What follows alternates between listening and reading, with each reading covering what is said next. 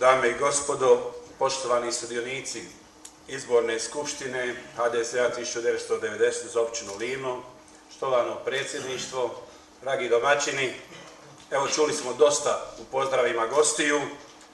Ja ću isto iskoristiti ovu prigodu da kažem nekoliko riječi, jer očito se radi o ozbiljnom političkom skupu i ozbiljnoj političkoj stranci ovdje u Livnu.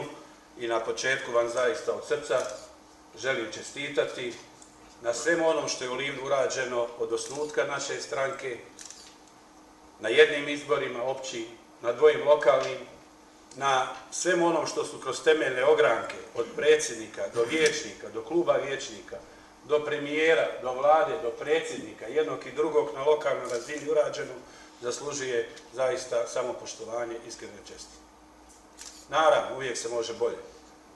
Mi smo stranka koja je, evo što je doktor Rimac rekao, nastala u određenim povijesnim okolnostima sa temeljnim ciljem da vrati povjerenje u hrvatsku politiku i da zaustavi negativan trend i da spriječi da se našim rukama legalizira podjela ove zemlje između Bošnjaka i Srba, između Srba i Republike.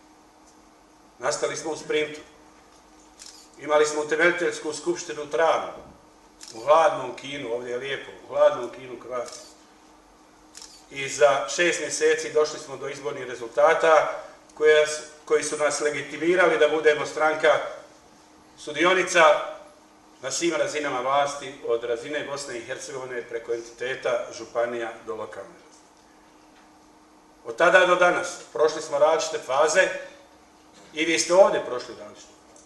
Koaliranja s različitim političkim subjektima, različitim interesima tih sudionika takvih koalicija.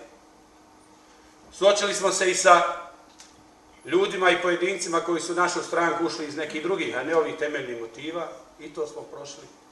I ja mislim danas, 7 godina nakon utemeljenja, da smo mi zaista u prigodi da hladne glave, dobrih namjera, međusobnog uvažavanja i poštovanja ocijenimo ukupan rad, dosege, svaka razina za sebe. Vi to danas činite kroz izvješće predsjednika, koje je po meni bilo vrlo precizno do rasprave i ocjene tog izvješća koje imate u svom dnevnom redu, pa tako sve do vrha nacionalne razine, a to je Sabor koji je zakazan za 6. mjesec u redu. I samo Sabor može ocijeniti našu politiku. I samo je Sabor mjesto gdje treba reći koje su dobre, koje loše strane u dosadašnjem radu naše stranke. Ono što je evidentno ovdje u Livnu jeste da vi jačate, bez obzira na određene i turbulencije i sve, i to zaslužuje zaista iskrene čestitke. Ono što je dobro jeste da razmišljate i o promjenama organizacijskim, kadrovskim, da otvarate vrata mlađim ljudima. Drago mi je da su ovdje neki spomenuti. Ja mogu reći, ako ima političke budućnosti, ona je u edukaciji, treningu i otvaranju vrata mladim ljudima. Sposobni, nekompromitirani, odlučni, hrabri, koji su spremni sada istrčati na teren. Utakmica u Bosni i Hercegovini, dragi stranački prijatelji, neće završiti skoro, nažalost. Nažalost, u ovom trenutku ne postoji suglasnost, kažem nažalost, ključnih političkih aktera o minimumu zajedničke strategije i vizije za ovu zemlju. Ali različite pozicije.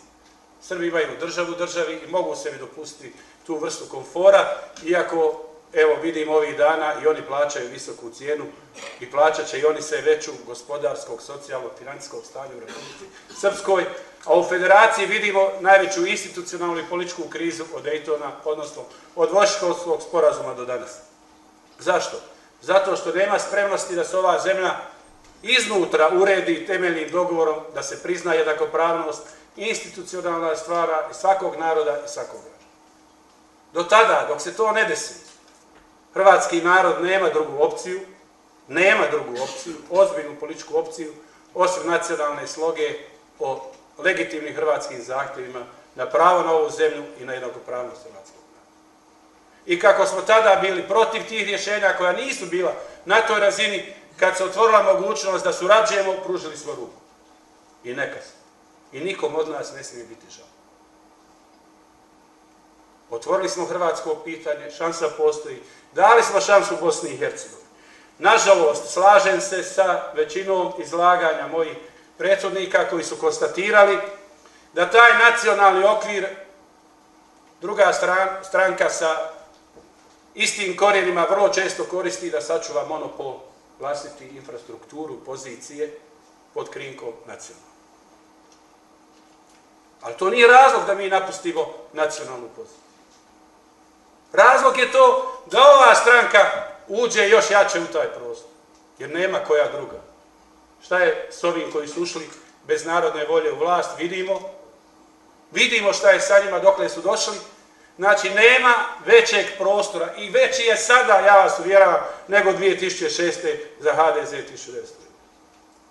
I odlazim i otićemo odavde zaista ohrabreni snagom ove stranke. Iskoristimo ovaj povijesni moment. I da vam kažem, s pravom se vi možete ljutiti i kritizirati neke od postupaka Hrvatskog narodnog sabora. Ali to nije razlog da napustimo poziciju Hrvatskog narodnog sabora.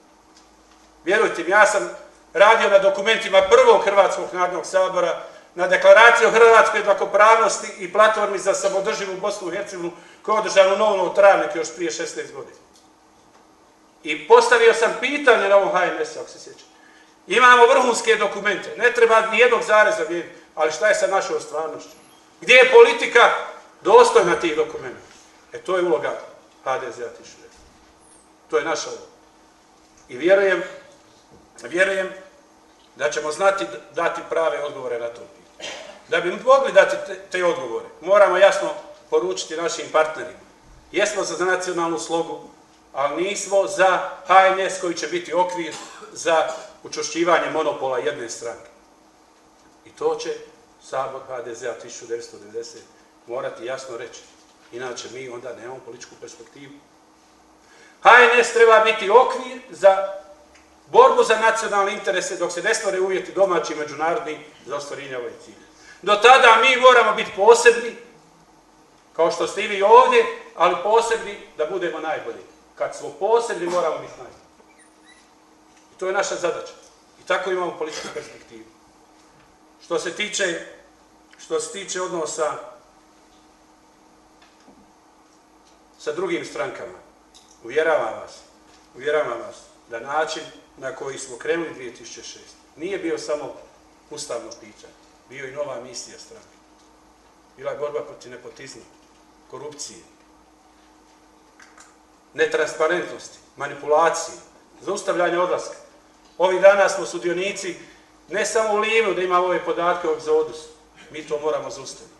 Pa Hrvatska ima problem 7.000 manje sklopljenih brakova za 5 godina. Ako se nastavi ovaj trend za 40 godina, bit će pola miliona Hrvata manje. Pa svi skupa moramo položiti račun šta činimo na tom da te stvari nije. Tu bi ova stranka trebala ući žestoko u taj politički prostor sa mladim, obrazovanim, kompetentnim ljudima, sa iskusnim vodstvom, sa spremnošću da na dobrim stvarima pružimo ruku drugim, ali na spremnosti da, ako stvari nisu dobre, da budemo jasni i odgovorni i da ih ne podržavamo.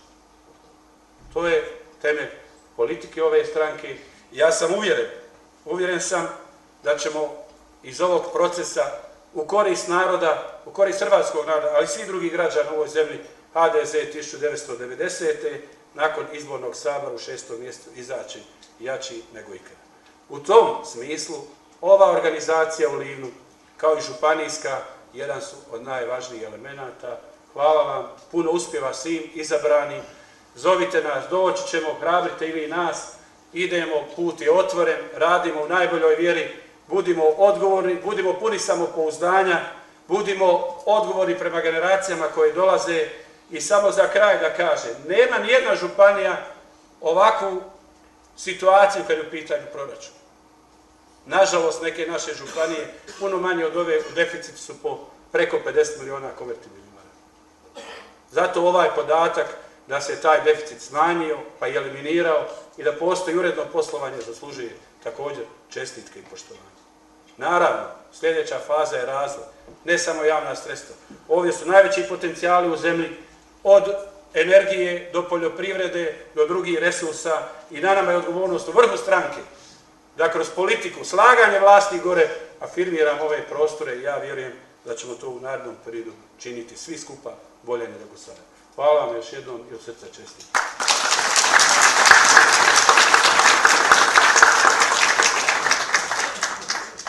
Zahvaljujem.